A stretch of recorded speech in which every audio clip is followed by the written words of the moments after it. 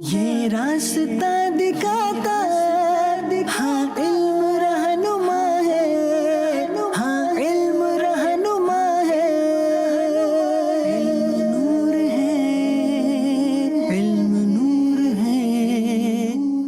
الحمدللہ رب العالمین والصلاة والسلام علی خاتم النبیین، اما بعد فاعوذ باللہ من الشیطان الرجیم، بسم اللہ الرحمن الرحیم۔ الصلاة والسلام علیک یا رسول اللہ وعلی آلک واصحابک یا حبیب اللہ۔ الصلاة والسلام علیک یا نبی اللہ وعلی آلک واصحابک یا نور اللہ۔ حضرت عبداللہ بن عمرو بن عاص رضی اللہ تعالیٰ عنہ بیان کرتے ہیں، من صلی علی النبی صلی اللہ علیہ وسلم واحد صلی اللہ علیہ وملائکتہ 70 صلاۃ۔ جو شخص نبی پاک صلی اللہ علیہ وسلم پر ایک بار درود شریف پڑھے گا، اس پر اللہ پاک اور اس کے فرشتے 70 مرتبہ رحمت بھیجیں گے۔ کتنا حسین تحفہ ہے ورد درود پاک، قرآن نے سکھایا ہے ورد درود پاک۔ ہر ایک ورد اپنی جگہ ہے مگر سنو، مقبول یہ وظیفہ ہے ورد درود پاک۔ صلو علی الحبیب صلی اللہ تعالی علی محمد۔ مدنی چینل کے ناظرین، پروگرام ہے نور علم۔ یاد رہے، دعا کرنا یہ بہت عظیم عبادت ہے، اسے عبادت کا مغز کہا گیا۔ اللہ پاک کو یہ عمل بہت پسند ہے کہ بندہ اللہ کی بارگاہ میں دعا کرے۔ اسی کے ساتھ ساتھ کسی کو دعا دینا یہ بھی اللہ پاک کی بارگاہ میں بہت پسندیدہ عمل ہے، اور یہ انبیاء کرام علیہم السلام کی سنت ہے۔ میرے آقا صلی اللہ علیہ وسلم کی سیرت مبارکہ سے بھی ہمیں یہ چیز ملتی ہے کہ آپ کسی کے ہاں تشریف لے جاتے، کسی کو روانہ کرتے، یا کسی سے خوش ہوتے تو اپنے صحابہ کرام کو دعاؤں سے نوازا کرتے تھے، اور کسی کو دعا دینا اس کے دل میں جگہ بنانے کا بھی ایک ذریعہ ہے، اس کا دل خوش کرنے کا بھی ایک ذریعہ ہے۔ تو اگر ہمیں بھی کوئی ایسا موقع آئے، کسی نے کوئی اچھا کام کیا ہے تو خوش ہو کر اس کو دعا دے دیں۔ کسی کی دلجوئی کا موقع ہو، کسی کی خوشی کا موقع ہے، تو کسی کی غمی کا موقع ہے، تو حسب حال ہم دعاؤں سے نوازتے رہیں، دوسروں کو دعائیں دیتے رہیں، تو انشاءاللہ الکریم ہماری محبتوں میں اضافہ ہوگا۔ اللہ نے چاہا ہماری دعائیں قبول ہوں گی، اس کو فائدہ بھی ہوگا۔ اور جو علم دین سیکھنے سکھانے والے ہیں، ایک ٹیچر اگر اپنے اسٹوڈنٹس کو دعائیں دیتا رہے گا تو اس کا جو احترام اور ادب کا ایک تعلق ہے، اس میں انشاءاللہ مضبوطی آئے گی۔ جو دینی مقاصد یہ طلباء سے لینا چاہتا ہے، اس میں بھی اس کو معاونت ملے گی۔ ایک ٹیچر کو، ایک مربی کو یہ چاہیے کہ اپنے اسٹوڈنٹس کو دعاؤں سے نوازتے رہیں، ان کو دعائیں دیتے رہیں، علم دین کی دعا دیں، ان کو کسی کام کے لیے روانہ کرے تو دعا دیں، کوئی ان کی طبیعت میں خرابی ہے تو دعا دیں، تو انشاءاللہ الکریم اس سے محبتیں بڑھیں گی، اور علم دین کا سلسلہ جو ایک اچھے انداز سے آگے بڑھ سکے گا۔ آج انشاءاللہ الکریم پہلے سیگمنٹ میں ہم یہی بات سیکھیں گے کہ نبی کریم صلی اللہ علیہ وسلم کس انداز سے اپنے صحابہ کرام کو دعاؤں سے نوازا کرتے تھے۔ تو آئیے بڑھتے ہیں پہلے سیگمنٹ کی طرف، جس کا نام ہے سیدھی راہ چلاتے یہ۔ نگران پاکستان مشاورت سے عرض کروں گا کہ اس سیرت مصطفیٰ کے پہلو پر کچھ روشنی ڈالی جائے۔ بسم اللہ الرحمن الرحیم۔ میرے آقا صلی اللہ علیہ وسلم نے جو صحابہ کو دعائیں دیں، اس پر تو سیرت کی کتابوں میں پورے چیپٹر ہیں، پورے باب باندھے گئے، فلاں کو دعا دی تو یہ ہوا، فلاں کو دعا دی۔ کتنے قبول اسلام کے واقعات ہیں، ان کی عمر میں برکت کے واقعات ہیں، علم میں اضافے کے واقعات ہیں، دشمن سے حفاظت کے واقعات ہیں، سردی گرمی سے حفاظت کے واقعات ہیں۔ میرے آقا علیہ الصلوۃ والسلام کی دعاؤں کا کیا کہنا۔ حضرت عبداللہ ابن عباس رضی اللہ عنہما علمی حلقوں میں بہت مشہور و معروف شخصیت ہے، اور خاص جو آپ کی شہرت ہے وہ تفسیر قرآن کے حوالے سے۔ جب یہ کہا جاتا ہے کہ حضرت ابن عباس نے یہ کہا اس آیت کی تفسیر میں، کہا پھر ٹھیک ہے بھائی، یہ تو مستند بات ہے۔ یہ میرے آقا علیہ الصلوۃ والسلام کی دعا کی برکت تھی کہ آپ مفسر قرآن بنے، حبر الامہ بنے، اس امت کے بہت بڑے عالم بنے۔ آپ خود روایت کرتے ہیں، حضرت عبداللہ ابن عباس رضی اللہ عنہما میرے آقا علیہ الصلوۃ والسلام کے چچا زاد بھائی ہیں، حضرت عباس رضی اللہ عنہ کے بیٹے۔ یہ کہتے ہیں کہ اللہ پاک کے آخری رسول صلی اللہ علیہ وسلم مجھے سینے سے لگایا اور کہا، یا اللہ اس کو قرآن پاک کا علم عطا فرما۔ سبحان اللہ۔ اچھا مختلف اوقات میں ایک ہی دفعہ دعا نہیں، دعائیں اللہم فقہہ فی الدین وعلمہ التأویل، اے اللہ پاک اس کو دین کی سمجھ بوجھ دے اور اس کو قرآن کی تأویل کا علم سکھا دے، یعنی کہ قرآن کی تفسیر کا علم سکھا دے۔ ایک روایت میں ہے اللہم علمہ الحکمہ وتأویل الکتاب، اے اللہ پاک اس کو حکمت نصیب فرما اور قرآن کی تأویل کا علم عطا فرما۔ ایک روایت میں دعا کے یہ الفاظ مذکور ہیں اللہم بارک فی وانشر منہ وَاجْعَلْهُ مِنْ عِبَادِكَ الصَّالِحِينَ، اے اللہ پاک ابن عباس کے علم میں برکت دے، اس کے علم کو پھیلا اور ان کو اپنے نیک بندوں میں شامل فرما۔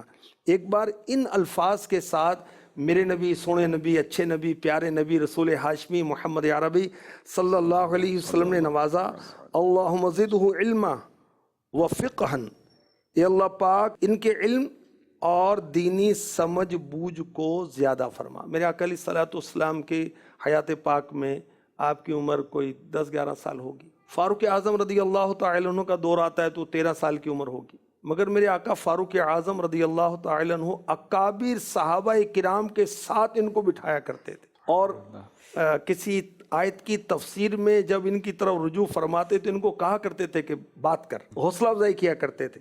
ایک دن قریب بلایا اور ارشاد فرمایا کہ میں نے اللہ کے رسول کو دیکھا، فاروق اعظم رضی اللہ تعالیٰ عنہ، کہ تمہیں ایک دن بلایا، تمہارے سر پر ہاتھ پھیرا، دعا کی یا اللہ اس کو دین کی سمجھ بوجھ دے، اس کو قرآن پاک کی تعویل کا علم عطا فرما، اور بھی اس تعلق سے کہ پیشانی پر ہاتھ پھیرا۔ اب حضرت عبداللہ ابن عباس رضی اللہ عنہما نے دعائے مصطفیٰ کی برکتیں کیا پائیں، اب یہ سنتے ہیں۔ علامہ قرطبی مسلم شریف کی شرح میں لکھتے ہیں، میں کہتا ہوں پیارے آقا علیہ الصلوۃ والسلام کی دعا کی برکت ظاہر ہوئی۔ ابن عباس رضی اللہ عنہما کے علم و فضل کا ہر طرف چرچا ہو گیا، علم کی طلب میں لوگ اس قدر آتے کہ رش لگ جاتا۔ میں نے ایک روایت پڑھی تھی کہ آپ کسی گھر میں تشریف فرما ہوتے اور باہر لوگوں کا رش لگ جاتا، اور آپ ارشاد فرماتے کہ جا کر ان کو بلائیں کہ جو قرآن کی تفسیر کے بارے میں سیکھنا چاہتے ہیں، تو سب لوگ آ جاتے، اب وہ سوالات کرتے، آپ جوابات دیتے، پھر آپ ارشاد فرماتے اپنی بھائیوں کے لیے آسانی کرو، باہر اور لوگ انتظار کر رہے ہیں۔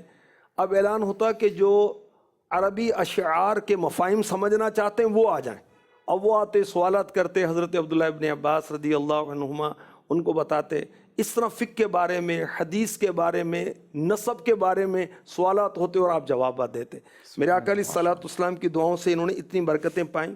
اچھا اب ہمیں کیا سیکھنے کو مل رہا ہے؟ ٹیچرز کو، انسٹرکٹرز کو، ناظم صاحب کو، مدرس صاحب کو، ٹیچر کو، اکیڈمی کے اندر، کالج کے اندر، اسکول کے اندر میل ٹیچر ہیں، فیمیل ٹیچر ہیں، یہ کیا سیکھیں اس سے؟ کہ طلباء کو دعا دیں، اللہ چاہے گا تو برکت اس کی ظاہر ہوگی۔ اچھا میرے آقا علیہ الصلوۃ والسلام نے علم قرآن کی دعا دی، تو اس میں دعا بھی دی اور ایک مقصد یہ علماء نے بیان کیا کہ ان کو ابھارنا تھا اس کے لیے۔ مثال کے طور پر میں آپ کو کہوں کہ اللہ تعالیٰ آپ کو مدنی قافلے میں سفر کی سعادت عطا فرمائے، تو دعا بھی ہو رہی، میں ابھار بھی رہا ہوں آپ کو۔ اچھا پھر بڑے چھوٹوں سے محبت کریں، یہ بھی پتہ چلا، اور میرے آقا علیہ الصلوۃ والسلام نے دعاؤں سے نوازا، تو حضرت عبداللہ ابن عباس رضی اللہ عنہما بارگاہ رسالت میں خدمت کے لیے حاضر رہتے تھے، تو یہ بھی پتہ چلا کہ یہ مستحب ہے، سعادت مندی کی بات ہے۔ اور یہ بھی معلوم ہوا کہ فقہ اور احکام شریعہ یہ فضیلت والے علوم ہیں کہ جس کے لیے میرے آقا علیہ الصلوۃ والسلام نے بالخصوص حضرت عبداللہ ابن عباس کو دعاؤں سے نوازا، اور میرے آقا علیہ الصلوۃ والسلام کی دعاؤں کی قبولیت کا بھی اظہار ہو رہا ہے کہ جو آپ کے لب سے نکل جاتا ہے رب کائنات اس کو قبول فرما لیتا ہے۔ اللہ حضرت امام اہل سنت کے دعائے مصطفیٰ کے تعلق سے کچھ اشعار ہیں، اگر آپ وہ سنا دیں تو۔ اجابت کا صحرا عنایت کا جوڑا، دلہن بن کے نکلی دعائے محمد، اجابت نے جھک کر گلے سے لگایا، اجابت نے جھک کر گلے سے لگایا، سے جب دعائے محمد صلی اللہ تعالی علیہ وآلہ وسلم. علیہ وآلہ وسلم کا جو دعائیں دینے کا انداز ہے نا، تو کچھ تو اس طرح کی صورتیں تھیں جو حوصلہ افزائی کے لیے بھی تھیں، کچھ دل جوئی کی بھی تھیں، مختلف طرح کے اس میں وہ حکمتیں بھی بیان کی گئی نا کہ یہ دعا کیوں دی گئی. مسجد نبوی شریف میں نا ابتدا میں جب تعمیر وغیرہ ہوئی، پہلی تعمیر میں تو پتھر وغیرہ کھڑے کر کے، تنے کھجور کے کھڑے کر کے اور اس طرح کی تعمیرات کا سلسلہ کیا گیا. چراغ نہیں تھا، روشنی کا کوئی انتظام نہیں تھا. یہاں تک بعض کتابوں میں ذکر کیا گیا کہ بعض حضرات نماز تہجد کے وقت آتے تھے تو یوں لگتا تھا کہ مسجد میں میرے علاوہ کوئی بھی نہیں. پھر کسی طرف سے قرآن کی آواز آتی یا رونے کی آواز آتی تو پتہ چلتا کہ دیگر حضرات بھی کچھ نہ کچھ ہیں. سبحان اللہ. آقا صلی اللہ تعالیٰ علیہ وآلہ وسلم کے ساتھ مدینہ طیبہ سے سفر کر کے مکہ آنے والوں میں حضرت سعد بن ابی وقاص بھی ہیں. آپ مکہ مکرمہ میں آ کر بیمار ہو گئے.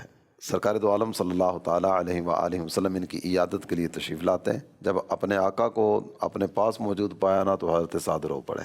سرکار دو عالم صلی اللہ تعالیٰ علیہ وآلہ وسلم نے شفقت فرمائی تو خدمت اقدس میں انہوں نے جو گزارش پیش کی ہے نا، صحیح مسلم میں اور دیگر کئی کتب احادیث میں اس کو ذکر کیا گیا.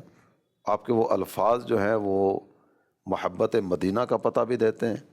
سرکار کی بارگاہ میں درخواست پیش کرنا اور حضور میرے لیے دعا کر دیں، بڑوں سے دعائیں لینا، اس کی طرف بھی ہماری رہنمائی کرتے ہیں. میرے آقا جس شہر کو چھوڑ کے آپ چلے گئے ہیں نا، میں اس شہر میں مرنا ہی نہیں چاہتا. اللہ اللہ. تو اب سرکار نے 3 مرتبہ دعا دی، اللہم اشف سعدا، اے اللہ سعد کو شفا عطا فرما دے. حضرت سعد شفا یاب ہوئے، یہاں تک کہ عراق ان کے ہاتھوں فتح ہوا. حضرت جابر بن عبداللہ صحابی رسول ہیں، ان کے والد کا انتقال ہوا تو والد نے کچھ قرض چھوڑا تھا، کچھ نہیں بہت کچھ تھا. وہ 30 وسق کھجوریں تھیں جو قرض تھا. یعنی موجودہ حساب سے اگر ہم لگائیں نا تو یہ 172 من سے زائد بنتا ہے. اللہ اکبر. موجودہ ہمارے حساب سے 40 کلو کا 1 من ہوتا ہے نا، تو 172 من سے زائد یہ کھجوریں بنتی ہیں. عبداللہ بن حرام یہودی ہے جس کو قرض واپس کرنا ہے. سرکار دو عالم صلی اللہ تعالیٰ علیہ وسلم کی خدمت میں حاضر ہوئے کہ حضور اس سے جا کر بات کریں، وہ میرا جو پھل اترتا ہے نا تو یہ پھل لے لیا کرے اور تھوڑا تھوڑا کر کے تو قرض اترتا رہے گا. جب اس سے بات کی گئی تو وہ ماننے سے انکاری ہو گیا، کہتے ہیں ایسا تھوڑی ہوگا، مجھے تو سارے کا سارا ابھی چاہیے. تب حضرت جابر کی اس وقت کیفیت کیا ہوگی کہ اتنا لمبا قرضہ، اتنا بڑا قرضہ، تو دل میں کچھ تشویش وغیرہ کی صورت تھی. تو سرکار دو عالم صلی اللہ تعالیٰ علیہ وآلہ وسلم نے شفقت فرمائی، ان کے باغ میں تشریف لائے. باغ میں کچھ دیر تک چہل قدمی فرماتے رہے اور اس کے بعد ارشاد فرمایا کہ جب پھل اترے نا اس یہودی کو بلا لو اور یہیں بیٹھے بیٹھے نا جتنا قرض ہے نا وہ سارے کا سارا یہیں ادا کر دو. محبوب نے دعا دی، شفقت فرمائی، تشریف فرما ہوئے. اب وہ پھل اتارنا شروع کیا. حضرت جابر فرماتے ہیں کہ یہ سارا ڈھیر لگ گیا، یہاں سے ادائیگی کا سلسلہ شروع ہوا. 30 وسق 172 من، اس سے کچھ زائد یہ کھجوریں ہیں، یہ ساری کی ساری ادا ہو گئیں اور 17 وسق پھر پیچھے بچ بھی گئے. سبحان اللہ سبحان اللہ. کون دیتا ہے دینے کو منہ چاہیے، دینے والا ہے سچا ہمارا نبی. بے شک. تقریباً 98 من 17 وسق جو ہے، تقریباً 98 من. 98 من ایکسٹرا تھی. سبحان اللہ. حالانکہ اس نے وہ سمجھا تھا کہ یہ جو درختوں پہ لگی ہوئی ہیں یہ میرے قرضوں کو پورا نہیں کر سکیں گے. قدمین شریفین کی برکت ایسی ہوئی، سرکار اعلیٰ حضرت بھی ارشاد فرماتے ہیں نا کہ گورے گورے پاؤں چمکا دو خدا کے واسطے، گورے گورے پاؤں چمکا دو خدا کے واسطے، نور کا تڑکا ہو پیارے، گور کی شب تار ہے. صلو علی الحبیب صلی اللہ علیہ وسلم. حضرت سیدنا انس رضی اللہ تعالیٰ عنہ آپ کی والدہ ماجدہ سرکار کی خدمت میں عرض کرتی ہیں کہ آپ کی خدمت میں رہے ہیں تو دعاؤں سے نواز دیں.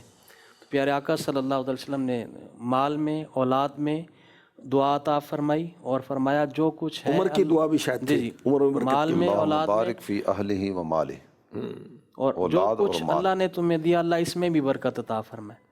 تو آتا ہے کہ آپ کی عمر مبارک 100 سال سے زائد تھی، سبحان اللہ، اور آپ کی عیال مبارک جو ہے وہ 120 بچے بیان سبحان کیے گئے اللہ، ہیں۔ سبحان اللہ۔ اور ساتھ ساتھ جو ہمیں بالخصوص سیکھنے کو یہ بھی ملا کہ ڈیمانڈ نہیں کی تھی کہ آپ ان کی مال میں دعا کریں، ان کی آل میں دعا کریں۔ بزرگوں بقیہ کے کا پاس باغ ایک مرتبہ پھل دیتا تھا، ان کا باغ 2 دفعہ پھل دیتا اور پھل کے اندر خاص خوشبو ہوتی تھی، مشک کی خوشبو ہوتی تھی۔ ماشاء اور یہ نہیں کہ یعنی بزرگوں کی بارگاہ میں ایک تو دعا کے لیے جانا چاہیے، اپنی آل کو لے کر جانا چاہیے، ان کے لیے دعا کریں، ان کے لیے، اور پھر ڈیمانڈ نہ کی جائے کہ نہیں رزق میں پریشانی ہے یہ دعا کریں۔ بعض اوقات بزرگ جو ہے، جیسے امیر سنت دامت برکاتہم العالیہ کی عادت مبارکہ، آپ نے ارشاد فرمایا کہ آپ سوچتے ہوں گے کہ میں کوئی چیز پڑھ رہا ہوں، میرے سامنے جو بھی بیٹھے ہوتے ہیں میں ان کو دعائیں دے رہا ہوتا ہوں، سبحان اللہ، جو سامنے آتا ہے اس کو دعائیں دیتا رہتا ہوں۔ سبحان اللہ۔ تو بزرگوں کے سامنے جانا بھی یہ باعث برکت ہے، ان کے کچھ ایسا بعض اوقات دعائیہ کلمات نصیب ہو جاتے ہیں کہ بندے کی قسمت سنور جاتی ہے۔ تو دوسرا ہمیں قصدن لے کر جانا چاہیے تاکہ آل اولاد کے لیے دعا کا سلسلہ بھی کروایا جائے۔ ہمارے ہاں یہ پرابلم چل رہا ہے کہ ہم محنت اور اس کے اوپر تو ابھی تو یہ بھی کم ہو گیا، محنت کی طرف چل رہے ہیں، دعا کی طرف آتے نہیں ہیں۔ اگر کوئی طالب علم کمزور ہے تو استاد کو چاہیے کہ ایفرٹ کرنے کے ساتھ ساتھ اس کے لیے تنہائی میں دعا بھی تو کریں۔ کیا بات، یعنی ہم نے کر دیا، استاد نے کر دیا، تعلیمی حلقوں میں بیٹھا ہے، ناظم میں جدول چیک کر رہا ہے، تکرار ہو رہا ہے، وہ طالب علم خود اپنے لیے بھی دعا کرے، محنت کرنے کے بعد اللہ کی جناب میں دعا کریں، استاد اپنے طلبہ کے لیے دعا کرے، تو اللہ نے چاہا تو یہ جو کمزوریاں ہیں، اسباب بھی اختیار کیے جائیں اور مسبب الاسباب کی بارگاہ میں رجوع بھی لایا جائے۔ دیکھیں میرے آقا علیہ الصلوۃ والسلام اسلام کی دعوت بھی دیتے ہیں اور پھر ان کے لیے دعائیں بھی کرتے ہیں۔ دیکھیں فاروق اعظم رضی اللہ تعالیٰ عنہ کو رب سے مانگ لیا نا، جی بالکل، تو ان کو پھر وہ مراد رسول کہا گیا۔ سیدنا حسان بن ثابت رضی اللہ تعالیٰ عنہ نے جب سرکار کی شان میں قصیدہ پڑھا تو ممبر پر سرکار صلی اللہ علیہ وسلم نے دعائی ارشاد فرمائی تھی، اللہم ایدہ بروح القدس۔ یہ دعاؤں کا تو بہت ایک وسیع لمبا، چیپٹر ہے۔ بے شک، اللہم اہد ام ابی ہریرہ۔ سبحان اللہ۔ جب یہ خدمت اقدس میں دعا کا عرض کرتے ہیں تو جو ہی لبھائے مبارکہ سے دعا ملی، انہوں نے گھر کی طرف دوڑتے لگا دی۔ ہیں، یقین ہے نا۔ سیدنا گھر امیر میں تم معاویہ، پہلے پہنچتے ہو یا تمہارے نبی کی دعا کا اثر پہلے پہنچتا ہے؟ سبحان اللہ۔ تو دعا کا اثر ہی پہلے دعا پہنچا۔ کا اثر پہلے پہنچا، والدہ نے الحمدللہ سیرت مصطفیٰ سے ہمیں سیکھنے کو ملا کہ جو ٹیچرز ہیں، سکھانے والے ہیں، یہ اسٹوڈنٹس کے لیے دعائیں کرتے رہیں، کلاس میں بیٹھے ہیں، اب بالفرض سبق سننے کا ہی کہنا ہے، اللہ آپ کو حج کرائے، چلے آج آپ سبق سنا دیں، ماشاءاللہ اللہ آپ کو مفتی بنائے، آج بہت اچھا سبق آپ نے سنایا۔ ہم نے دعوت اسلامی کے ذمہ داران کو دیکھا ہے، اراکین شورا کو دیکھا ہے، امیر علیہ سنت کہ کی کتنی دعائیں ہیں، یعنی میسج بھی دیتے ہیں، واٹس ایپ بھی کرتے ہیں، تو اللہ آپ کو، آپ پر رحمت کرے، اللہ آپ کو حج کرائے، آپ کو مکہ مدینہ دکھائے، یہ بات یوں ہے۔ تو یوں دعائیں ہم دیتے رہیں، یہ اپنے ماتحتوں کی دلجوئی کا سبب ہے، اپنے ذمہ داران کی اور اسٹوڈنٹس کی اور جاننے والوں کی دلجوئی کا سبب ہے، ان کو ابھارنے کا بھی یہ ذریعہ بنے گا۔ اللہ کریم ہمیں عمل کی توفیق عطا فرمائے۔ آئیے بڑھتے ہیں سوال کی طرف۔ مظفر سلیم اتاری، جامعۃ المدینہ پیپر آزاد کشمیر، درجہ سادسہ۔ نگران پاکستان کی بارگاہ میں میرا یہ سوال ہے، بعض اوقات انسان جب آخرت کے بارے میں غور و فکر کرتا ہے تو عبادت کا جذبہ پیدا ہوتا ہے، اور رات کو عبادت بھی کی جاتی ہے، رات کو نیند بھی نہیں آتی اور سکون بھی بہت ملتا ہے۔ کچھ دنوں بعد وہی سلسلہ شروع ہو جاتا ہے، سستیاں، غفلتیں وغیرہ۔ تو اچھے کاموں پر استقامت کیسے حاصل کی جائے اور برے کاموں سے چھٹکارا کیسے حاصل کیا جائے؟ جواب ارشاد فرما دیجیے، جزاک اللہ خیر۔ دیکھیں کسی بھی نیک کام پر استقامت کے لیے اس کے فوائد و برکات پر نظر رہے، اللہ کی بارگاہ میں دعا تو سب سے پہلے ہونی چاہیے۔ اور پھر جو لوگ استقامت کے ساتھ اللہ کو یاد کر رہے ہیں، دین کی خدمت کر رہے ہیں، علم دین سیکھ رہے ہیں، علم دین سکھا رہے ہیں، عبادت کر رہے ہیں، اچھی صحبت اس کا بہت زبردست ذریعہ بنتی ہے۔ اچھا جامعۃ المدینہ کے طلباء میں استاد صاحب دیکھیں تو مختلف صحبتیں، اس میں بھی موبائل شاہ ملیں گے اور حافظ بھی ملیں گے، حافظ بھی ہیں، تہجد گزار بھی ہیں، نیک اعمال والے بھی ہیں، اشراق چاشت اوابین پڑھنے والے بھی ہیں، پیر جمعرات کا روزہ رکھنے والے بھی ہیں، 12 دینی کام کرنے والے بھی ہیں، مدرسۃ المدینہ بالغان پڑھانے والے بھی ہیں، سستیاں کرنے والے بھی ہیں، اول صف میں ساری نمازیں پڑھنے والے بھی ہیں، غفلت کرنے والے بھی ہیں۔ آپ نے کیسا بننا ہے، بس ویسی صحبت کا انتخاب کر لیں۔ جو استقامت کے ساتھ نیکیاں کر رہے ہیں، استقامت کے ساتھ وقت کی پابندی کرتے ہوئے جامعۃ المدینہ کے جدول پر عمل کرتے ہیں، ان کی صحبت اختیار کریں، انشاءاللہ آپ کو بھی استقامت مل جائے گی۔ سبحان اللہ. آئیے بڑھتے ہیں اگلے سیگمنٹ کی طرف جس کا نام ہے ہمارے علماء پیارے علماء. جی سیدی آج کس ہستی کا ذکر خیر ہوگا؟ رکن شورا فرمائیں. آج جس عظیم شخصیت کا ہم تذکرہ سننے کی سعادت حاصل کریں گے، انہیں شیخ القرآن کے لقب سے ملقب کیا گیا ہے. انہیں شیخ القرآن انہیں کہا جاتا ہے. مولانا غلام علی اوکاڑوی رحمۃ اللہ تعالی علیہ. آپ کئی ایک اکابرین کا ذکر خیر پڑھیں سنیں گے نا، تو اس میں جو ایک چیز ہمارے سامنے آتی ہے کہ ان کا مولد کچھ اور ہوتا ہے اور مدفن کچھ اور ہوتا ہے. مولد کیا ہوتا ہے استاد صاحب؟ جائے پیدائش کچھ اور جگہ ہوتی ہے اور تدفین کسی اور جگہ ہوتی ہے. جی علماء کا ہے، اولیاء کا پڑھیں. غوث پاک کا غریب نواز رحمۃ اللہ تعالی علیہ، علم اعلیٰ دین کی حضرت کے اشاعت کے لیے خاندان ان کا داتا سفر صاحب ہوتا ہے. محدث اعظم پاکستان، وقت دیکھیں ایسے ہی ہے. مفتی احمد یار خان نعیمی رحمۃ اللہ علیہ بدایوں کے جی بدایوں. حضرات آرام فرمائیں. کئی ایک اکابرین کا ہمارے سامنے جو ایک انداز آتا ہے کہ ان کا مولد یعنی جائے پیدائش یہ کوئی اور جگہ ہوتی ہے اور مدفن کچھ اور شہر ہوتا ہے. جی داتا صاحب رحمۃ اللہ تعالی علیہ محدث اعظم پاکستان، میرے غوث پاک شیخ عبد القادر جیلانی غریب نواز اور بڑے بڑے اکابر. عبداللہ شاہ غازی عبداللہ شاہ غازی رحمۃ اللہ علیہ تو مدینہ پاک سے آئے تھے. بہاؤدین زکریا ملتانی، بہاؤدین زکریا مفتی ملتانی احمد یار خان نعیمی رحمۃ اللہ علیہ بدایوں کے سے، اعلیٰ حضرت امام اہل سنت کے آباء و اجداد افغانستان سے. افغانستان سے آئے تھے. تو یہ کئی ایک جگہوں پر ہمیں نظر آتا ہے کہ جائے پیدائش کچھ اور جگہ ہوتی ہے اور یہ دین کی خدمت کے لیے کسی اور طرف کا سفر کرتے ہیں اور پھر جدھر جاتے ہیں ادھر ہی کے ہو کے رہ جاتے ہیں. سبحان اللہ. پھر وہیں مزار وغیرہ کی صورت ہوتی ہے. تو شیخ القرآن مولانا غلام علی اوکاڑوی رحمۃ اللہ علیہ، آپ کا جو آبائی علاقہ ہے وہ گجرات ہے، پاکستان والا، پاکستان والا گجرات. صحیح. رضا آباد یہ جگہ کا نام ہے جہاں آپ کی ولادت ہوئی ہے. ماشاءاللہ. 11 جون 1920 آپ کی ولادت باسعادت کی تاریخ ہے. 1338 کا رمضان المبارک اور اس کے جمعۃ المبارک کے دن ولادت ہوئی. سبحان اللہ. تو کئی ایک برکتیں اس میں ماشاءاللہ ہیں. جمعہ کا دن ہے، رمضان کا مہینہ ہے. ابتدائی تعلیم آپ نے پرائمری تک چک عمر وہاں حاصل کی، مڈل جوڑا کرنانا وہاں کے اسکول سے آپ نے پاس کیا، اور دینی تعلیم کی طرف آپ راغب ہوئے تو مفتی محمد عبداللہ صاحب ان سے تعلیم کا آغاز کیا. 1938 میں آپ نے سند فراغت حاصل کی. آپ کے اساتذہ میں جو بہت بڑا ایک نام ہے وہ ہے صدر الافاضل بدر الاماثل مولانا سید محمد نعیم الدین مراد آبادی رحمۃ اللہ علیہ. سبحان اللہ. خلیفہ اعلیٰ حضرت. خلیفہ اعلیٰ حضرت. اور ایک چیز کی طرف اگر تھوڑی سی مزید توجہ کی جائے کہ آپ کا سن ولادت ہے 1920 اور درس نظامی کر کے علم دین حاصل کر کے جب آپ فارغ ہوئے تو 18 سال. 18 سال کی عمر میں اللہ تعالیٰ نے نور علم سے سینہ سبحان منور اللہ. مطالعے کا شوق حضرت کو بہت تھا، تحقیق کا بہت شوق تھا، فضول وقت ضائع نہیں کرتے تھے، اور بڑی بڑی تفاسیر اور حدیث کی کتابیں آپ کے مطالعے میں رہتی تھیں. آپ نے دارالعلوم بھی قائم کیا. اور دیکھیں کہ دین کی خدمت استاد صاحب جنہوں نے بھی دین کی خدمت کی، مسجد مدرسہ بنا کر کی. مسجد مدرسہ بنائے بغیر دین کی خدمت کا خیال تو ایک جنون ہی ہے. اچھا، آپ کو شیخ القرآن کیوں کہا گیا؟ قرآنی علوم پر آپ کی مہارت بہت تھی.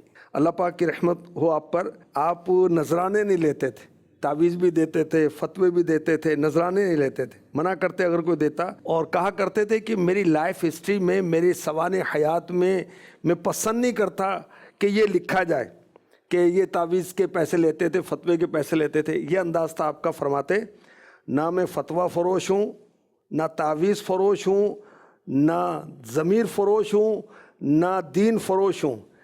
یہ اس لیے کہتا ہوں کہ بعد والی نسل اسے پڑھ کر اچھا تاثر لے اور اہل علم اپنی زندگیوں کو محض دین کے لیے وقف کر دیں. بہت سادہ زندگی، سادہ خوراک آپ نے. اور مزید امیر السنت کے لیے بھی آپ شیخ القرآن مولانا غلام علی اوکاڑوی علیہ رحمہ امیر السنت دامت برکاتہ العالیہ سے بڑا پیار فرماتے تھے.